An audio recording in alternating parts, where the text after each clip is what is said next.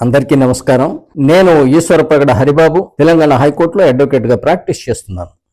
ప్రపంచంలోనే అత్యంత పెద్ద లిఖిత రాజ్యాంగం అని భారత రాజ్యాంగానికి పేరు ఉంది.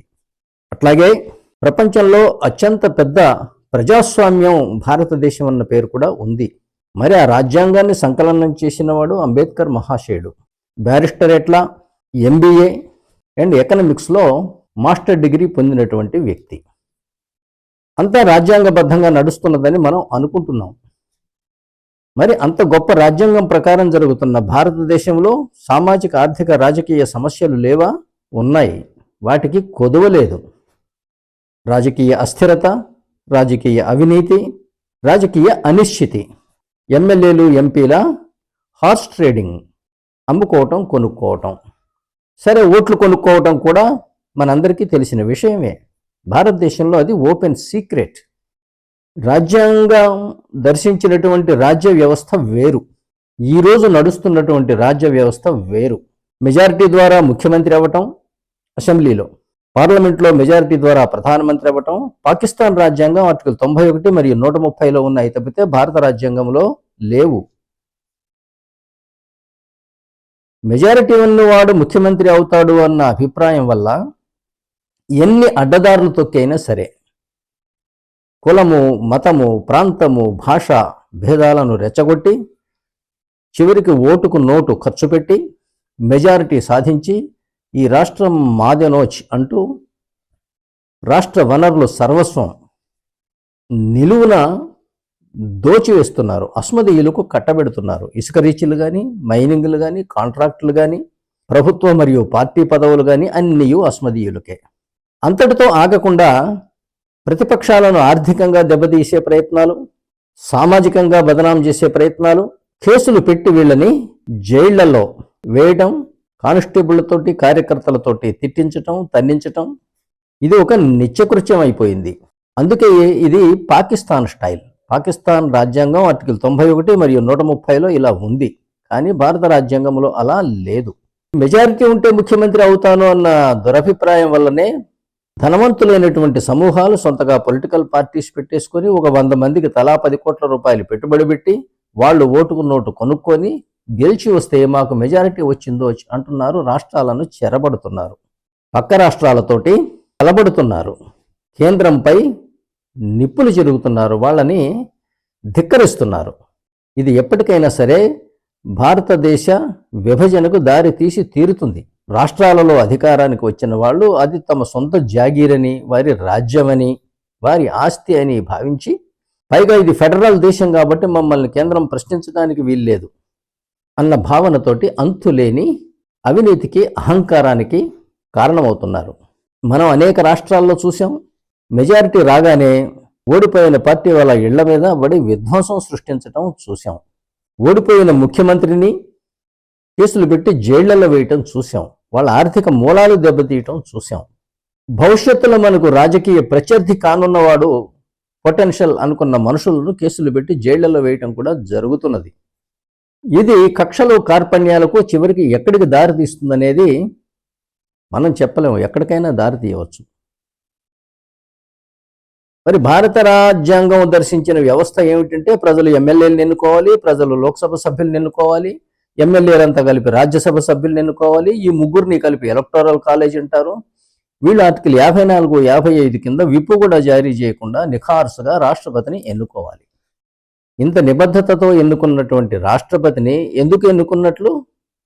రాష్ట్రపతి భవన్లో బంధించి ఇక్కడే కూర్చో, మీకేం అధికారాలు ఉండవు, పరిపాలన మేం చేస్తాం, మీరు చెప్పినట్టు నువ్వు వినాలి అని చెప్పడానికా? కానీ వాస్తవం అది కాదు. ఆర్టికల్ 74, 75, 77, 78 ప్రకారంగా రాష్ట్రపతి కేంద్రంలో ప్రభుత్వాన్ని ఏర్పాటు చేసి మంత్రులను నియమించి వాళ్ళకి జవాబుదారీతనాన్ని అప్పచెప్పి రాష్ట్రాల్లో ప్రభుత్వాలు ఏర్పాటు చేయడానికి ఆర్టికల్ 155, 156 కింద గవర్నర్లను పంపిస్తే గవర్నర్లు ఇక్కడ ఆర్టికల్ 163, 164, 167, 168 ప్రకారంగా వాళ్ళు మంత్రులను నియమించి తమ ఇష్టానుసారం తనకు సంతృప్తికరంగా పనిచేయని మంత్రులను తొలగించే అధికారం రాష్ట్రపతికి, గవర్నర్కు ఉన్నది అని ఆర్టికల్ 75 మరియు 164 తెలియజేస్తున్నాయి. మంత్రుల పని ఏమిటి అంటే రాష్ట్రపతికి, గవర్నర్కు సలహాలు ఇచ్చి సహాయపడటం మాత్రమే అని ఆర్టికల్ 74 మరియు 163 తెలియజేస్తున్నాయి. రాష్ట్రాల విషయంలో ఆర్టికల్ 163లో ఉంటుంది. గవర్నర్ యొక్క స్వీయ విచక్షణ అవసరమైన విషయములలో సలహా చెప్పే అధికారం రాష్ట్ర మంత్రిమండలికి లేదు. ఒకవేళ గవర్నర్ తలుచుకున్నా కూడా తన స్వీయ విచక్షణ అవసరమైన విషయములను మంత్రులకు కేటాయించరాదు అని ఉంటుంది ఆర్టికల్ 166లో. కానీ దురదృష్టవశాత్తు ముఖ్యమంత్రులు, ప్రధానమంత్రులు రాష్ట్రపతిని, గవర్నర్లను శాసిస్తున్నారు. కానీ వాస్తవానికి వీరి ఎన్నిక రాజ్యాంగంలో లేదు. ముఖ్యమంత్రిని ఎవరు ఎన్నుకున్నారు? ఎప్పుడైనా ముఖ్యమంత్రికి మనం ఓటేశామా? అసలు ఎవరు ఓటేశారు? వారు అంటారు కదా, అంటే మమ్మల్ని ఎమ్మెల్యేలు ఎన్నుకున్నారు అని. మిమ్మల్ని ఎమ్మెల్యేలు ఎన్నుకుంటే రాష్ట్రపతిని ఏమన్నా ఎంపీటీసీలు, జడ్పీటీసీలు ఎన్నుకున్నారా? వాళ్ళను కూడా ఎన్నుకున్నది ఎమ్మెల్యేలు, ఎంపీలే. పైగా రాష్ట్రపతి ఎన్నిక రాజ్యాంగంలో ఉంది. ముఖ్యమంత్రి, ప్రధానమంత్రి ఎన్నిక భారత రాజ్యాంగంలో లేదు. భారత రాజ్యాంగం ప్రకారం కార్యనిర్వాహక వర్గంలో ఎన్నికైన మనిషి రాష్ట్రపతి ఒక్కడే. అందువలనే భారతదేశం యూనియన్ మొట్టమొదటి అధికరణంలోనే చెప్పబడింది, India that is Bharat shall be A union of states. Union అంటే వన్ అని అర్థం. భారతదేశంలో ఉన్న ప్రతి ఒక్క రాజ్యాంగ వ్యవస్థలను నడిపించేవారు కానీ, ప్రభుత్వ ఉద్యోగులు కానీ, సైనిక ఉద్యోగులు కానీ అందరూ కూడా రాష్ట్రపతి, గవర్నరు లేదా వారు నియమించిన మరొకరి ద్వారా నియమితులైన వారే.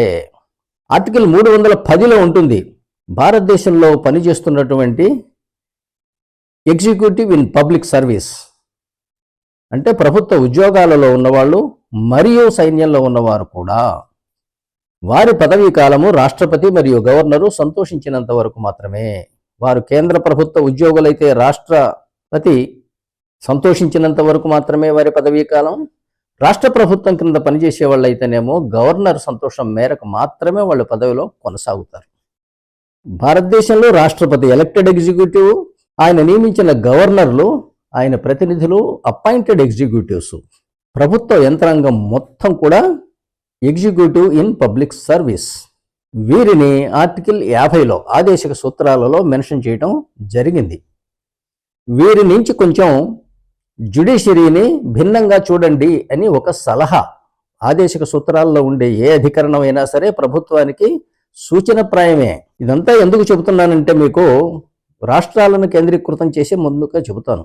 రాష్ట్రాలలో మంత్రులను గవర్నర్ నియమిస్తాడు, సంతృప్తిగా పనిచేయకపోతే తొలగిస్తాడు, వారి విధి ఆయనకి సలహాలు ఇచ్చి సహాయపడటమే. ఇవి ఆర్టికల్ 163, 164. ఆర్టికల్ 166 కింద వారికి విధులను కేటాయించేది కూడా మంత్రి, రాష్ట్ర గవర్నరే. సంతృప్తికరంగా పనిచేయకపోతే తొలగిస్తాడు కూడా. ఒక ఎన్డీఏ రాష్ట్రపతి ఎన్నికైతే భారతదేశం మొత్తం ఎన్డీఏ ప్రభుత్వాలు ఉంటాయి. ఒక యూపీఏ రాష్ట్రపతి ఎన్నికైతే భారతదేశం మొత్తం యూపీఏ ప్రభుత్వాలు ఉంటాయి. అప్పుడు రాష్ట్రానికి మధ్య ఘర్షణ ఉంటుందా? రాష్ట్రానికి కేంద్రానికి మధ్య ఘర్షణ ఉంటుందా? ఏ రాష్ట్రాల్లోనైనా సరే మధ్యంతర ఎన్నికలు ఉంటాయా? ఉండవు. 5 సంవత్సరాల పాటు రాష్ట్రాలు ప్రశాంతంగా అభివృద్ధి పథంలో పయనిస్తాయి. ఇది భారత రాజ్యాంగం దర్శించినటువంటి రాజ్య వ్యవస్థ.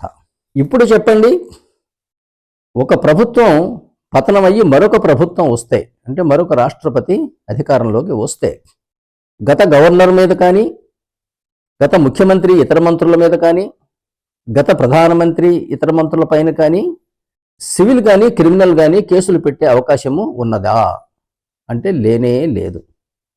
అలాంటి వ్యవస్థ ఈ రాజకీయ నాయకులకు శ్రీరామ రక్ష.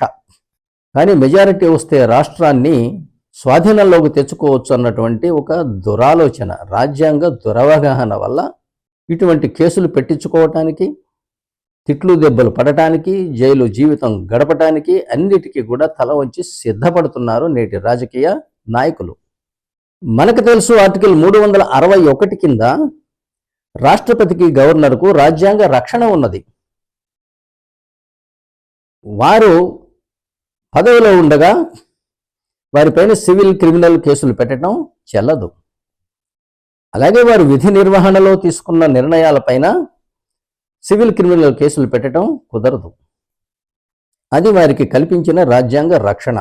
అయితే మంత్రులను గవర్నర్ నియమిస్తాడని చెప్పాను కాబట్టి, ఇష్టానుసారం తొలగిస్తాడని చెప్పాను కాబట్టి, వీళ్ళు ఒక రకంగా చెప్పాలంటే దినసరి కూలీలు. వీరు చేసిన తప్పులకు బాధ్యత ఎవరిది? వీరి ప్రిన్సిపాల్ అయినటువంటి గవర్నర్ది. వీరు ఏజెంట్లు అయితే వీళ్ళ ప్రిన్సిపాల్ గవర్నర్. అందువల్ల వీరు చేసిన తప్పులకు వైకేరియస్ లైబిలిటీ, ఎవరికి వస్తుందంటే గవర్నర్కి వస్తుంది.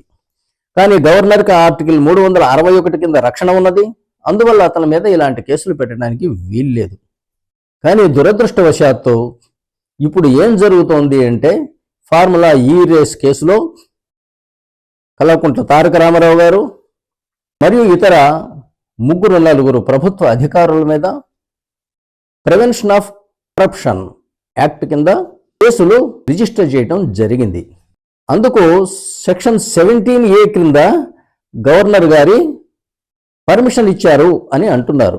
కానీ ఆ సెక్షన్లో ఏముంటుందంటే సెక్షన్ 17(1)(b)లో ఏముంటుంది అంటే రాష్ట్ర ప్రభుత్వానికి సంబంధించినటువంటి విషయాలలో రాష్ట్ర ప్రభుత్వ పబ్లిక్ సర్వెంట్స్ విషయంలో ఇన్వెస్టిగేషన్ చేయాలంటే ఆ ప్రభుత్వం యొక్క అనుమతి కావాలి అన్నారు. ప్రభుత్వం అంటే ఎవరు?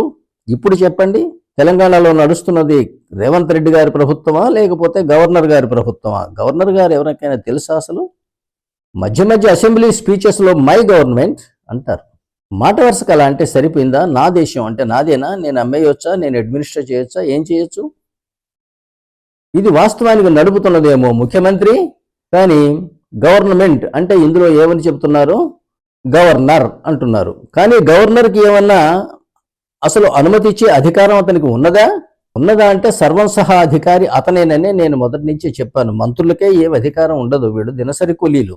కానీ మనం ఒక తప్పు అవగాహన వల్ల ఏం చేస్తున్నాము అంటే గవర్నర్ పర్మిషన్ ఇవ్వాలి అంటున్నాం. కానీ మరొక తప్పు భావన మన దగ్గర ఏముంది అంటే మంత్రి వర్గం చెబితే అంటే ముఖ్యమంత్రి చెబితే గవర్నర్ విని తీరాలి అన్నప్పుడు చివరికి ఇప్పుడు అనుమతి ఎవరిస్తున్నట్లు? మళ్ళీ ముఖ్యమంత్రి గారు ఇస్తున్నట్లే కదా. ఇది చాలా దురవగాహనతో కూడుకున్నటువంటి వ్యవస్థ భారతదేశంలో ఉంది. భారతదేశం నిండా అన్ని వర్గాలలో కూడా అన్ని రాజ్యాంగ వ్యవస్థలలో కూడా రాజ్యాంగ అజ్ఞానం రాజ్యం వెళుతున్నదని చెప్పడానికి నేను వెనకాడను. ఎందుకంటే ప్రభుత్వం సూచించిన రాజ్య వ్యవస్థ వేరు, మీరు దానికి విరుద్ధమైన రాజ్య వ్యవస్థలో వెళుతున్నారు. అందువల్లనే ఇన్ని సమస్యలు వస్తున్నాయి. అందువల్ల పర్మిషన్ ఆఫ్ ది గవర్నమెంట్ అంటే ఇందులో మీరు నిర్వచనం గవర్నర్ గారి పర్మిషను అని తీసుకొస్తున్నారు. కానీ మిగతా విషయాల్లోనేమో ప్రభుత్వం అంటేనేమో అడ్డగోలుగా ముఖ్యమంత్రి మరియు మంత్రివర్గం దాన్ని నడిపించేస్తూ ఉంటారు. గవర్నర్తోని సంబంధం లేకుండా, ఆయన అనుమతి లేకుండా. వల్ల గవర్నర్ పర్మిషన్ ఇవ్వటం సెక్షన్ 17(1)(b) క్రింద అనేది ఒక ఫార్స్. అటువంటి పర్మిషన్ ఇచ్చే అధికారం నిజానికి గవర్నమెంట్కి నైతికత లేదు. ఎందుకంటే గవర్నర్ పోస్టు మారినా ఈ మంత్రులందరూ ఆయన నియమించినటువంటి ఆయన కూలీలు కదా. వీరు చేసిన తప్పులకు బాధ్యత గవర్నర్ది కదా. మళ్ళీ ఇప్పుడు గవర్నర్ ఎట్లా పర్మిషన్ ఇస్తాడు? కేసులు పెట్టమని పెడితే ఎవరి మీద పెట్టాలి? వైకేరియస్ లయబిలిటీ మళ్ళీ గవర్నర్ గారి మీదకే వస్తుంది. ఇది భాషకే అవమానం. అన్ని అధికారాలు మీవే, కానీ మీరు మేము చెప్పినట్టు చేయాలి అంటే మీకు ఏమీ అధికారాలు లేవు. మేము చెప్పిన సలహాలు వినటం తప్పితే, ఆ బాధ్యత తప్పితే మీకు అధికారాలు లేవు అని చెప్పడం, ఇంత చిన్న లాజిక్ కూడా భారతదేశంలో అర్థం చేసుకోలేకపోతే ఈ భారతదేశాన్ని భగవంతుడు కూడా రక్షించలేడు. అసలు ఈ కేసులో ఉన్న ఎలిగేషన్స్ ఏమిటి? ఒక సుమారు 55 కోట్ల రూపాయలు ఆ ఫార్ములా ఈ రేస్ నడిపించే ఫర్మ్కి అక్రమంగా చెల్లించారు అని, క్యాబినెట్ పర్మిషన్ లేకుండా, ఇన్కమ్ ట్యాక్స్ టీడీఎస్ చేయకుండా. టీడీఎస్ చేయకపోతే అది ఎవరి సమస్య? ఇన్కమ్ ట్యాక్స్ డిపార్ట్మెంట్ వాళ్ళు, టీడీఎస్ డిపార్ట్మెంట్ వాళ్ళు దాని గురించి తీసుకోవాలి. అది స్టేట్ గవర్నమెంట్కు సంబంధించిన విషయము కాదు. పైగా మంత్రి గారు అప్రూవల్ ఇస్తారు, మేక్ పేమెంట్ ఆఫ్ 55 crores అని. అది ఎలా చేయాలి? టీడీఎస్ చేసి ఇవ్వాలి, తప్పనిసరిగా బ్యాంకు మార్గాల ద్వారానే ఇవ్వాలి, వగైరా కింది అధికారాలు చూసుకోవాలి తప్పితే అది మంత్రి గారి బాధ్యత కాదు. నిజంగా మంత్రి గారి బాధ్యత అయితే అది గవర్నర్ గారి బాధ్యత కూడా. ఎందుకంటే మీకు ఆర్టికల్ 167 క్రింద అడ్మినిస్ట్రేటివ్ డెసిషన్స్ కానీ లెజిస్లేటివ్ డెసిషన్స్ కానీ గవర్నర్కు నివేదించడం అనేది ముఖ్యమంత్రి యొక్క విధి. విధి అంటే తప్పించుకోవటానికి వీలు లేని బాధ్యత. మరి వీరు గవర్నర్కి ఎందుకు నివేదించలేదు? నివేదించమని వారెందుకు అడగలేదు? అందువల్ల ఆనాటి తప్పు ఎవరి ద్వారా జరిగింది అంటే ఆనాటి గవర్నరు మరియు ఆనాటి మంత్రి. అసలు అందులో తప్పు ఉందా లేదా అనేది పూర్తిగా విచారణ జరిగిన తర్వాత కానీ తెలుస్తుంది. ఆర్టికల్ 72 మరియు 161 ఈ రెండిటి క్రింద న్యాయస్థానాలు విధించిన శిక్షను తగ్గించడానికి, పూర్తిగా రద్దు చేయడానికి అధికారం రాష్ట్రపతికి మరియు గవర్నర్కు ఇవ్వడం జరిగింది. ఆర్టికల్ 361 కింద రాష్ట్రపతి గవర్నర్లను సమ్మన్ చేసే అధికారం కోర్టులకు లేదు. కానీ కోర్టులు విధించినటువంటి శిక్షలను తగ్గించే అధికారం రాష్ట్రపతికి, గవర్నర్కి ఇచ్చారు. ఎందుకు ఇచ్చారు? మనం ఏం చేస్తున్నామంటే కరుడుగట్టిన నేరస్తులను, తీవ్రవాదులను ఆగస్టు 15 రోజున లేకపోతే గాంధీ జయంతి అక్టోబర్ 2వ తారీఖున క్షమాభిక్ష పెట్టి కొందరిని విడుదల చేస్తున్నాం. కానీ రాజ్యాంగంలో ఆర్టికల్ 72, 161 పొందుపరిచిన ఉద్దేశం అది కాదు. క్రిమినల్స్కి ఎందుకు క్షమాభిక్ష పెట్టాలి? అది ఎందుకు పెట్టారు అంటే నేను మొదలే మీకు చెప్పాను. ఈ భారతదేశ కార్యనిర్వాహకాధికారి రాష్ట్రపతి, అతని నియమితులు గవర్నర్లు. కేంద్ర రాష్ట్ర ప్రభుత్వ ఉద్యోగులందరూ కూడా they are executives in public service. వాళ్ళ ఉద్యోగ కాల పరిమితి ఆర్టికల్ 310 కింద రాష్ట్రపతి మరియు గవర్నర్లు సంతోషించినంత వరకు మాత్రమే. ఇది ఒక మన కార్యనిర్వాహక వ్యవస్థ. మిగిలిన వాళ్ళు పార్లమెంటు, అసెంబ్లీ వగైరా అవన్నీ కూడా శాసన వ్యవస్థ. క్షమాభిక్ష పెట్టే అధికారం ఎందుకు ఇచ్చారు అంటే ఈ రాజ్య నిర్వహణలో ప్రభుత్వ ఉద్యోగులను కొన్ని సార్వభౌమత్వ విధులలో వాళ్ళని నియమించవలసి ఉంటుంది. ఉదాహరణకు వాళ్ళు సీక్రెట్గా కొంత ఇన్ఫర్మేషను సేకరించాలి. తీవ్రవాదులను గురించా, దేశ వ్యతిరేక శక్తులను గురించా, లేదా కరప్షన్ గురించా, మరొకట. ఇలా సేకరించడానికి వాళ్ళు అనేక రకాల మారువేషాలలో కూడా వెళ్ళవలసి వస్తుంది. ఒక పిచ్చివాడిగానో, ఒక బిచ్చగాడిగానో, ఒక ట్రావెలర్గానో వెళతారు. వీళ్ళు చేసే పిచ్చి చేష్టలకి పిచ్చివాడిలాగా నటిస్తూ వెతుకులాడుతూ ఉండటం వల్ల వీళ్ళని అనుమానించి పిల్లల్ని ఎత్తుకుపోవటానికి వచ్చారనుకొని స్థానికులు పట్టుకొని గుంజకు కట్టేసి కొడతారు. కొట్టినా సరే ఈ ఉద్యోగి నేను పిల్లల్ని ఎత్తుకెళ్లేవాడిని కాదండి, నేను ఫలానా ప్రభుత్వ విధి మీద ఇక్కడికి వచ్చాను, ఇది నా మిషన్ అని చెప్పవచ్చునా? చెప్పడు, చెప్పకూడదు కూడా. అప్పుడు స్థానికులు కొట్టిన తర్వాత తీసుకెళ్లి పోలీసుకు అప్పచెప్తారు. పోలీసు వాళ్ళు కూడా అతని మీద కేసు బుక్ చేస్తారు. కేసు బుక్ చేసి అరెస్ట్ చేసి కోర్టులో అతన్ని హాజరుపరుస్తారు. కానీ ఈ అధికారి పోలీసుల ముందు కానీ కనీసం కోర్టులో కానీ నేను ఫలానా రాజ్య విధి మీద, రహస్యమైనటువంటి ఎజెండా మీద తిరుగుతూ ఉన్నాను అని చెప్పవచ్చునా? చెప్పకూడదు. అప్పుడు న్యాయస్థానం ఏం చేస్తుంది? ఆధారాలు, సాక్ష్యాలను బట్టి శిక్ష కూడా వేస్తుంది. అప్పటికి కూడా ఈయన చెప్పడు. కానీ వాస్తవ విషయం అక్కడైతే రాష్ట్రపతికి, ఇక్కడైతే గవర్నర్కి తెలుసు. అటువంటి రాజ్య నిర్వహణ విధులలో నేరారోపణలు ఎదుర్కొన్నటువంటి ప్రభుత్వ ఉద్యోగులను రక్షించడానికి అధికారం ఇచ్చారు. అంతే తప్పితే కరుడుగట్టిన నేరస్తులను క్షమించటానికి కాదు. అంటే ఇవాళ ఏ ప్రభుత్వ ఉద్యోగి మీద కానీ, ఏ మంత్రి మీద కానీ వచ్చిన నేరారోపణలను, వాటిపైన ఒక శిక్ష పడినా కూడా వాటిని రద్దు చేసే అధికారము గవర్నర్కు ఉన్నది. అటువంటి వాడు గవర్నర్ చేతనే ఒక పర్మిషన్, అనుమతి తీసుకోవటం, అనుమతి ఇచ్చాడు కాబట్టి మేము ఇన్వెస్టిగేషన్ చేస్తున్నాం, కోర్టులో సబ్మిట్ చేస్తాం, జైల్లో పెడతాం అంటే ఇదంతా సంపూర్ణ రాజ్యాంగ అజ్ఞానం. ఇది ప్రభుత్వ, ప్రతిపక్ష, రాజకీయ నాయకులు, పత్రికా రంగం, న్యాయ వ్యవస్థ, మేధావి వర్గాలు, సాధారణ ప్రజలు అందరూ కూడా తెలుసుకోవాల్సినటువంటి విషయాలు. ఎంత గొప్ప రాజ్యాంగమో అంత గొప్పగా పక్కతో పట్టించటం జరిగింది. ఇది ఎలా జరిగింది 1950లో అనే విషయం నేను గత వీడియోలో కొన్నిట్లో చర్చించాను. దయచేసి ఈ ఛానల్ సబ్స్క్రైబ్ చేయండి, షేర్ చేయండి, మీ ఒపీనియన్లను తెలియజేయండి.